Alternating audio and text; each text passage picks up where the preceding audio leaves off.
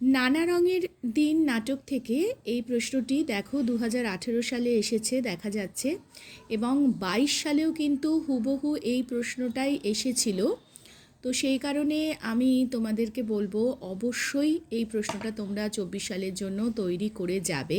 ভীষণ গুরুত্বপূর্ণ, খুব সোজাও উত্তরটা লেখা। আমি রোজ লুকিয়ে গ্রিন রুমে ঘুমোই চাটুর্যে মশাই, কেউ জানে না কোন নাটকের অংশ, বক্তাকে, তিনি কেন গ্রিন রুমে ঘুমান। প্রথমেই আমরা বলবো যে প্রশ্নোদ্ধৃত উক্তিটি অজিতেশ বন্দ্যোপাধ্যায়ের নানা রঙের দিন নাটকের অংশ।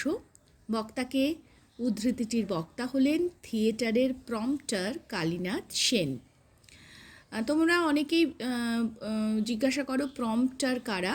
যখন নাটক চলে তখন অভিনেতা অভিনেত্রীরা মঞ্চে তাদের সংলাপ বলতে থাকে, এবং প্রম্পটারদের কাজ হচ্ছে তারা ওই স্টেজের উইংসের আড়ালে দাঁড়িয়ে সেই ডায়লগগুলো তারা পড়তে থাকে, যাতে সংলাপ বলতে গিয়ে অভিনেতা অভিনেত্রীরা আটকে না যায় তাদের। সেই জন্যে এদেরকেই প্রম্পটার বলা হয়, অর্থাৎ এরা প্রম্পট করে নেপথ্যে বা পাশে দাঁড়িয়ে, স্টেজের আড়ালে দাঁড়িয়ে এরা বলতে থাকে।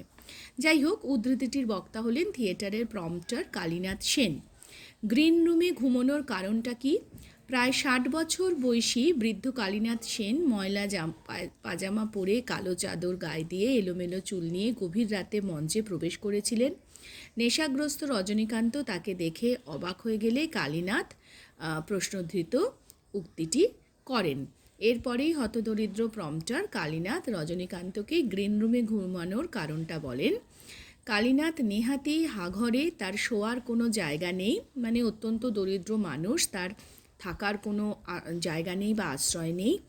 এই কারণে তিনি রাতে থিয়েটার হলের গ্রিন রুমে ঘুমান, অর্থাৎ যে গ্রিন রুম মানে যেখানে সাজসজ্জা করেন অভিনেতা অভিনেত্রীরা, সেইখানেই তিনি ঘুমিয়ে থাকেন, কারণ তার থাকার কোনো জায়গা নেই, তিনি হত দরিদ্র একজন মানুষ।